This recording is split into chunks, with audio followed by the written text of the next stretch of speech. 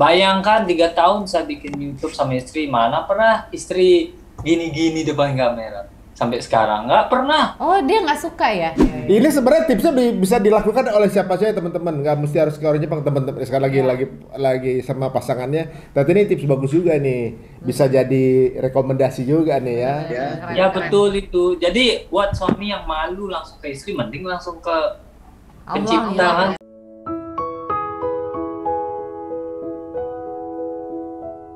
Ada pengalaman unik nih waktu itu saya di mana? Shibuya, kalau nggak salah ya Shibuya. Mau sholat subuh sama anak saya yang pertama. Pas keluar tuh kan subuh-subuh gitu, nggak tahu masjidnya di mana. Ada radar masjidnya itu ada di salah satu gedung gitu. Wah, tapi yang lewat pas di jalan itu banyak banyak cewek-cewek lagi itu ada red light itu Red district atau tempat area gitu kita. Terus di pinggir-pinggir tuh orang pada gubrak-gubrak itu tuh.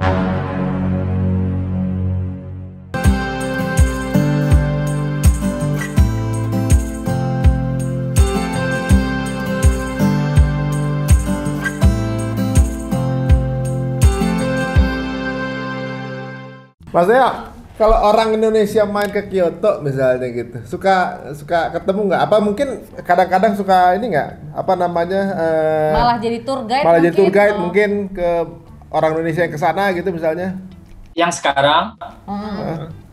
Enggak, kalau ya sebelum pandemi. Oh, jadi sebenarnya jujur saya cerita ya, dulu saya kenapa pindah ke Kyoto sebelum corona ya, karena saya tahu Kyoto itu seperti kalau di Indonesia daerah istimewa Jogja atau Balinya lah gitu kan. Tradisional gitu ya.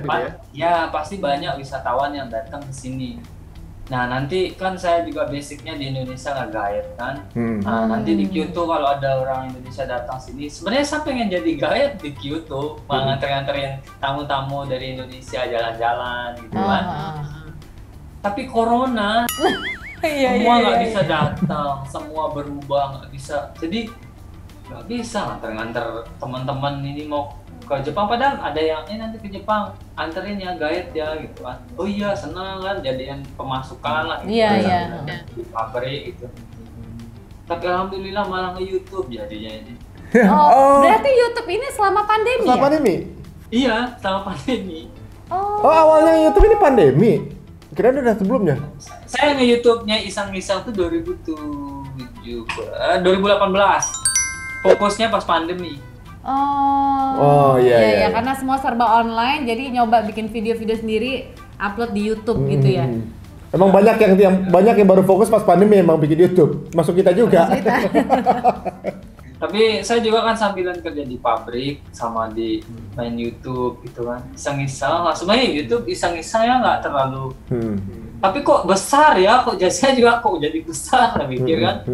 Makanya kasihan lihat orang yang sudah senang nonton, kalau nggak di-uploadin mikir kan, oh iya ya video kita ditonton senang, akhirnya semangat buat ngedit. Walaupun saya pulang kerja, mandiin Yusuf kan, habis mandiin Yusuf ngedit sampai malam besok kerja gitu ya tiap hari. Ini ngedit sendiri, kamerain sendiri, semua sendiri nih? Semua sendiri. Iya. Menarik juga ya, karena memang ya tahu terus ditonton gitu videonya, jadi ya kayaknya dan orang Indonesia rata-rata kan kepo ya, pengen tahu kehidupan orang, apalagi kayak Mas Neo ada di Jepang gitu, kehidupan Jepang tuh kayak gimana gitu ya. Tapi editannya masih gitu-gitu aja dari dulu. Enggak, ya penting story-nya kan sampai. Saya mikir story-nya yang saya mau ceritakan bukan editannya kan. Iya. Tapi janganlah upload polos-polos lah. Iya, benar. Keren. Udah biasa nih berarti. Iya. Soalnya kalau film itu walaupun bikinnya bagus, story-nya nggak bagus, jadi film nggak bagus kan. Tapi film produksinya biasa aja, tapi ceritanya masuk. Wah, jadi film bagus gitu. Betul. Kadang saya pakai HP kan. Nah, kalau lagi ada ide bagus, saya kadang tiba-tiba pakai HP aja, pakai HP. Sering ya bikin video pakai HP dicampur-campur gitu kan. Saya pengen story-nya tanpa ada drama settingan gitu, maksud saya. Itu kenapa istri saya selalu ngomel setiap kali saya record, diem-diem. Istri saya tuh nggak bisa dibikinkan video prank-prank gitu tuh, nggak bisa. Oh no, drama dia. Sebagus apapun video, pasti disuruh saya hapus. Nggak suka ya? Kenapa sih? Emang Suka dia di videoin. emang karakter istri aja atau rata-rata orang Jepang kayak gitu? Karakter orang Jepang ada yang nggak suka, tapi ini lagi cerita lagi. Bapak sih cerita ini 2 hari 2 malam sih cerita ini. Nggak apa-apa. Jadi istri saya itu dia punya HP yang di HP-nya itu isinya cuma pemandangan. Nggak pernah dia selfie. Paling dia foto KTP, foto dokumen, surat-surat, itu aja isi HP-nya. Nggak pernah foto sendiri. Dan ceritanya dulu, cerita lagi saya nih.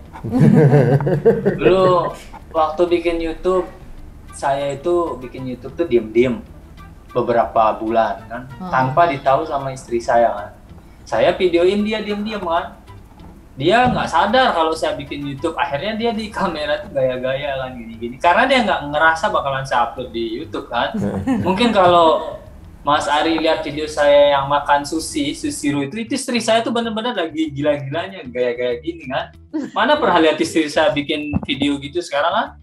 Nah akhirnya saya videoin kan, saya upload diem-diem, saya videoin, upload diem-diem, akhirnya ketahuan saya. Ketahuannya gimana? Ada yang ngasih tahu dia? Pas saya nggak logout di iPad-nya ID saya, pas dia buka di YouTube.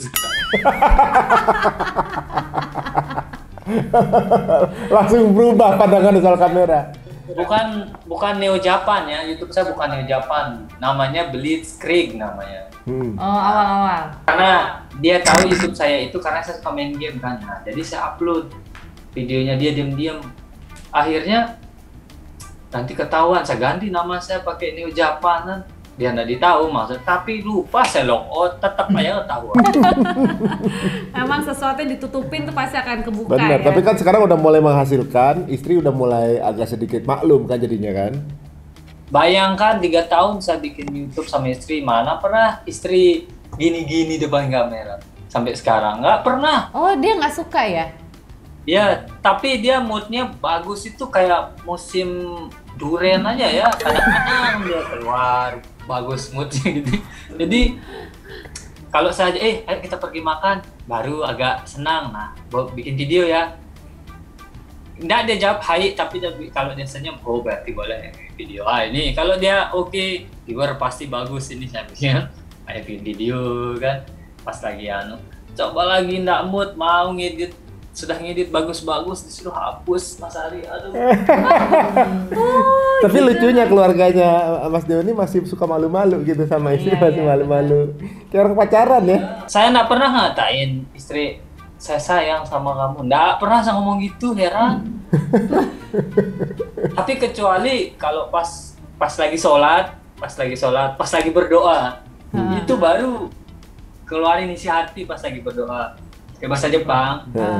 Saya punya puja istri saya pas lagi berdoa biar dia dengar. lepak di belakang. Karena saya nggak menyampaikan saya sayang ke dia itu langsung, saya kan ke Allah dulu kan.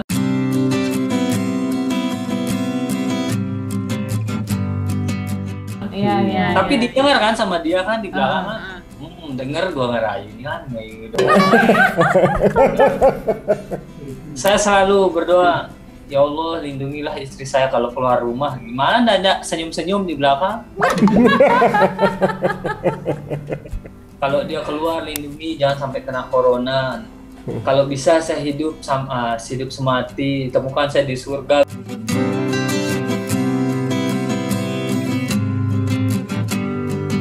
Oh ini tipsnya nih, tips ngerayu orang Jepang jangan langsung. Ya, lebih baik berdoa merayu itu daripada langsung ke dia itu. Kesannya kayak, geli gitu kalau ngomong langsung. Nggak tahu sih Mas Ari kalau ngomong.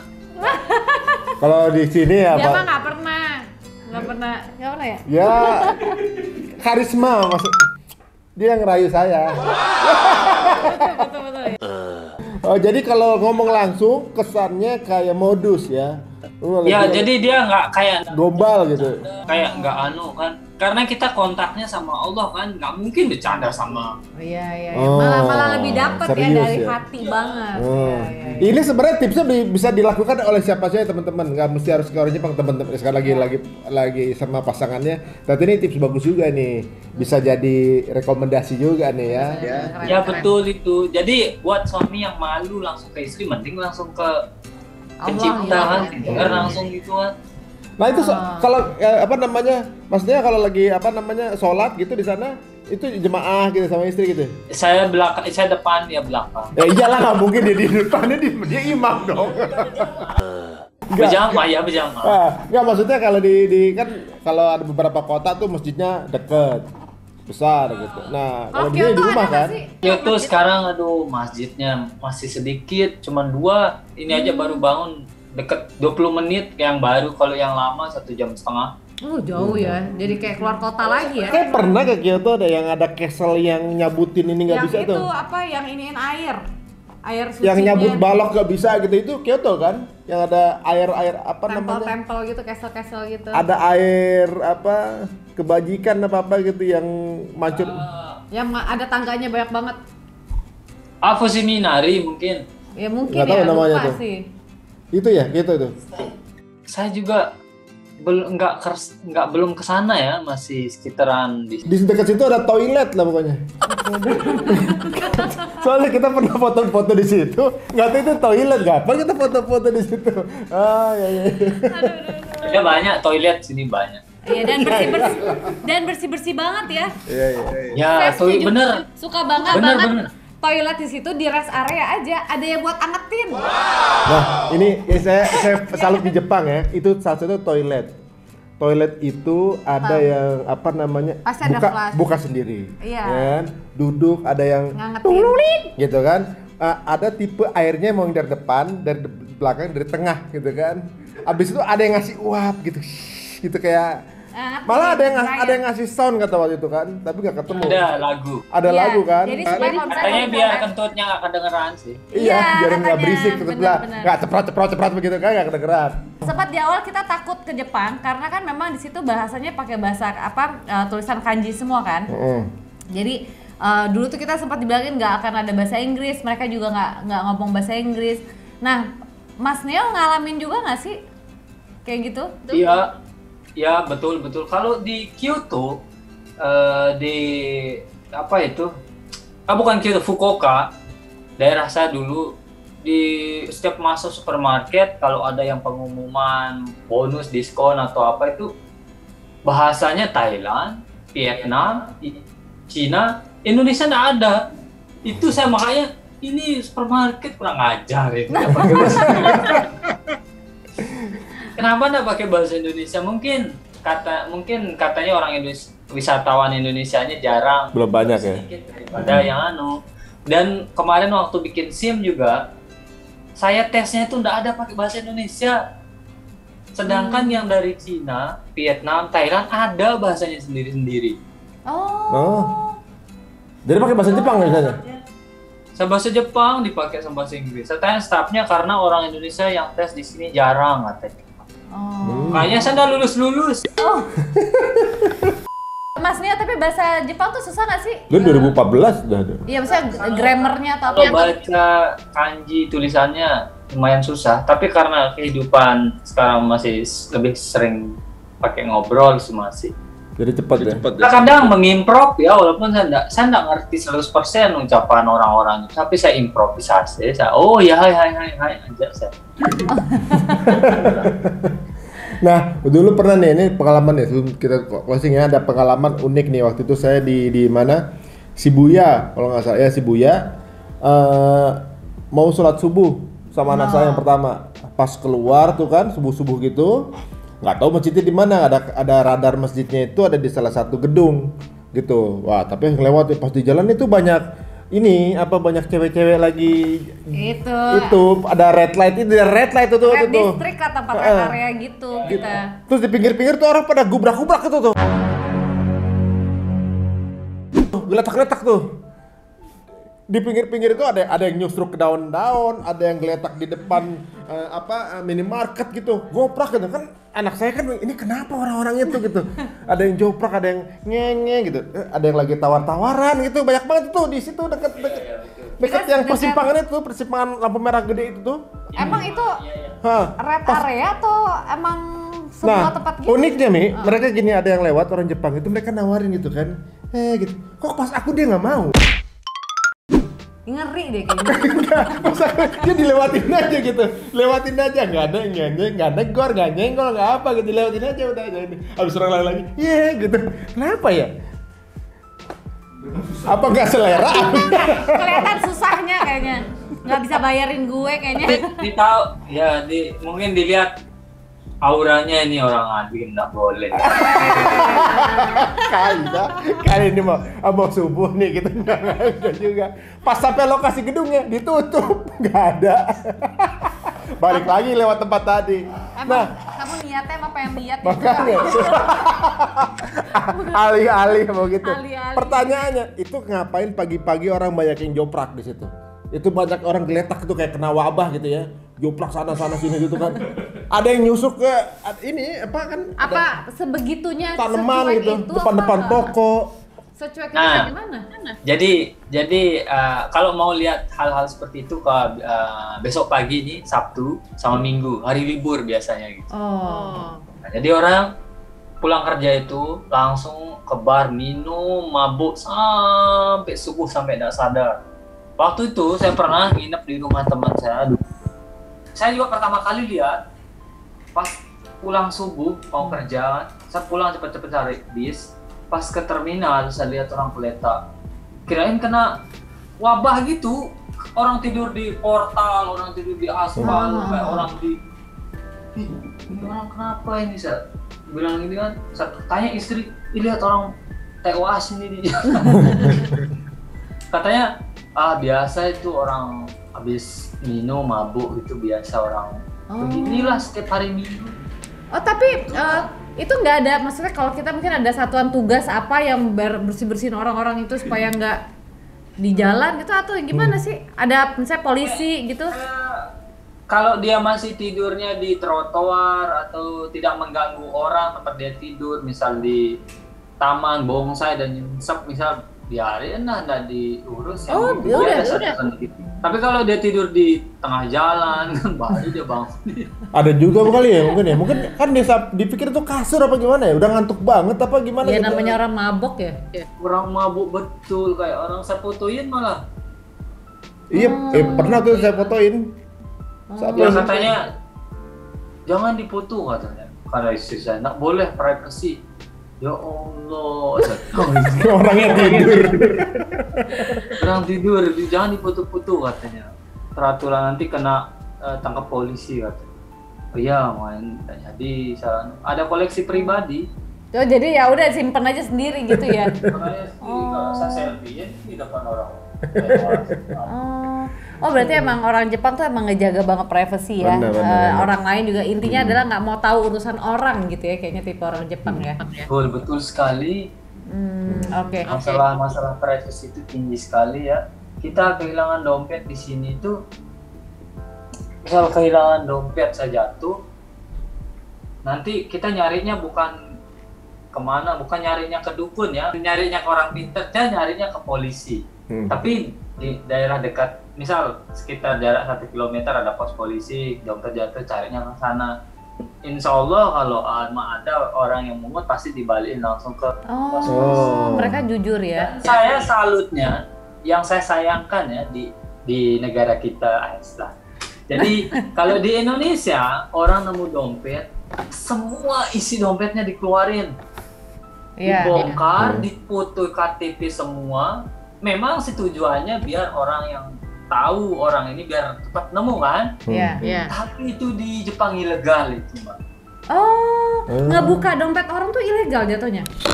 Nggak boleh buka, apalagi memamerkan identitas orang ke publik. Kita bisa ditangkap gitu. Tuh hati-hati ya. Ada ininya juga kali, barcode-nya kali. Iya, ada. Kita dari nama doang atau nomor HP, kita ditahu di mana lokasi kerja, rumah, tanggal lahir, semua kita ditahu. Oh, ya. Jadi emang ya bener itu udah privacy jeroan ya. ya, maksudnya data. Makanya kalau ada dompet hilang, langsung pos polisi pasti ditanya di pos, kamu lihat dalamnya? Oh tidak, pasti ditanya. Ya. Gitu. Besok kalau nemu makanya kita.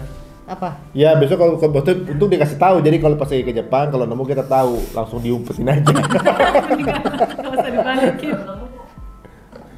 Ya, buka dulu dikit. Nah, Oke, terakhir nih ya. Nih, kita mau kasih kesempatan Mas Nio mungkin menyapa teman-teman di Indonesia, apalagi mungkin sekarang banyak yang mungkin belum sempat follow Mas Nio, bisa sambil kasih tahu. Nah, teman-teman semua, Mas Nio ini disupport ya, apalagi mungkin ini juga membantu Mas Nio juga gitu dalam kelangsungan hidup selama di Jepang. Waduh. Amin, sedekah. Apalagi kemarin abis launching produk deh, punya clothing kan? Oh iya. Merchandise Neo Jepang. Oh, yang sekarang dipakai Yang ya? dipakai nih sekarang nih. Oh, keren. Saya kenapa bikin baju ini? Saya nggak bikin ya mas, saya cerita lagi istri saya menyukai seorang selebgram Jepang. Dia suka sama selebgram ini, terus dia launching baju selebgram ini. Dia jual satu baju harganya 800.000, dibelinya. Oh, sama istri? Sama istri. Saya kan erosi. Kenapa beli baju mahal-mahal sedangkan suamimu ini kan saya kalau bikin baju aja adalah yang beli kan. Kita kan suka sama orang ini. Makanya dari sana kalau saya kebayang dia aja berani beli baju begini. Masa saya yang alhamdulillah ada yang tahu, masa enggak? Makanya saya iri lah kan, merasa lebih baik kamu pakai baju saya daripada kamu pakai bajunya orang lain. Kamu beli mahal. Makanya sekarang saya lagi bikinkan buat istri. Termasuk nanti bakal dijual juga ya? Mungkin... Dijualnya Jepang apa di Indonesia? Ya, kalau ada yang mau beli di Indonesia boleh. Ya, terakhir ya Mas Nio. Harapan nih Mas Nio, gimana harapan Mas Nio ke depannya? Sekarang kan udah ada Fatima, ada Yusuf gitu. Ke depannya gimana? Mungkin ada impian-impian yang mau dicapai gitu. Terus juga bisa kasih pesan-pesan juga nih untuk teman-teman di Indonesia. Oke, kalau keinginan impian banyak sekali ya, cerita sampai pagi lagi nanti. Saya sebenarnya keinginan saya ini hidup di Lombok ya, Indonesia ya.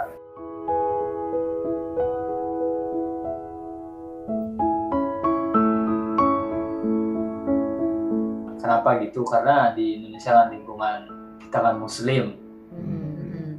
Semalas-malasnya orang Indonesia nggak sholat, tapi sekelilingnya kalau sholat pasti dia sholat. Jadi ngikut ya. Ya, kalau di sini udah malas, nggak ada lihat orang sholat, tambah. Makanya saya nanti pengen bawa aja istri, anak ke Lombok, tinggal di Lombok.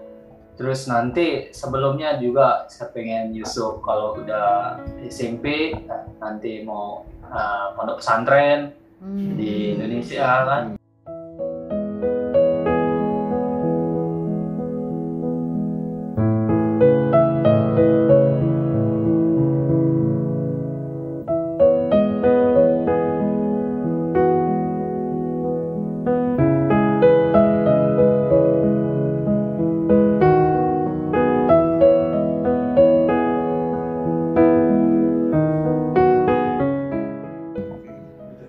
Selalu saya tegaskan sama istri, Yusuf harus pondok pesantren kan, karena ilmu saya masih rendah.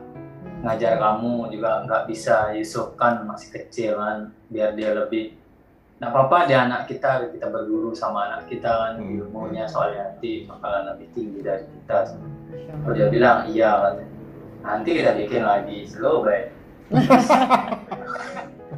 Terus harapan juga, saya pengen aja istri bertiga ke umroh ya. Masya Allah, amin. Kalau dari Jepang kan cepat kan?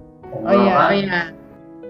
Yang jadi masalahnya kita kan perlu belajar juga kan tata cara nanti yang bisa mengenalkan gaibnya lah gitu di Mekah nanti kan. Tauhid. Ya, pengen ajak Yumi Bapak kan juga biar satu set kita ke umroh bareng-bareng. Masya Allah, amin amin. Amin. Mungkin saya juga bilang kita nikah sama mualaf tuh bukan dilihat di video enak gitu, enggak. Pasti ada masalah ya, pasti wajib tuh. Kadang jangankan dia yang mualaf, saya pun yang asli muslim dari iman kan turun naik kan, kadang naik, kadang turun. Pokoknya untuk apalagi dia kan ngelihat istri, kamu aja ndak sholat, kamu aja ndak puasa, nanti dia jawab kayak gitu kan, mau ditaruh di mana muka nanti kan. Nah nanti saya tuh benar-benar beban saya tuh, mau menguatkan iman sendiri saja belum, mau menguatkan iman istri kan, benar-benar perjuangan, berat sekali kalau ini. Tapi alhamdulillah Fatimah nurut apa kata saya, diikuti. Cuman memperbaiki diri iman ini doang, saya dulu diperbaiki, baru saya pengen saya dulunya, harapan sayanya kita semua biar iman kita lebih. Amin. Masya Allah, amin.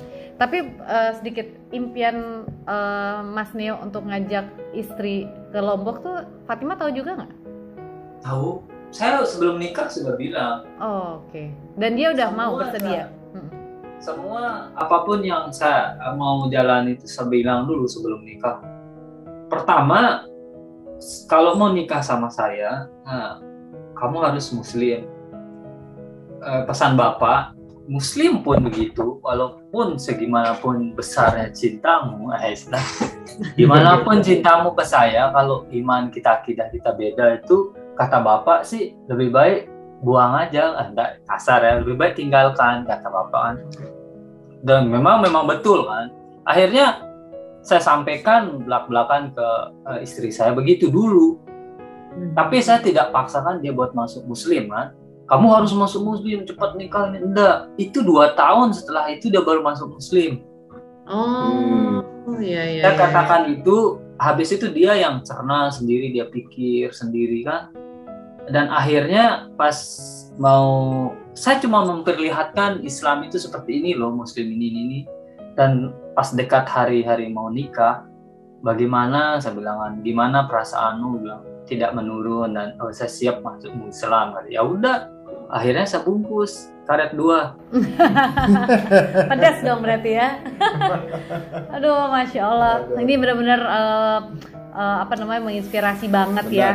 Bermanfaat banget, mudah-mudahan juga obrolan kita hari ini bisa bermanfaat untuk banyak orang. Intinya bukan cuma sekedar fun-funnya aja yang terlihat dari video, betul. Tapi perjuangan dibalik itu semua tuh luar biasa. Betul, gitu. Asli luar biasa.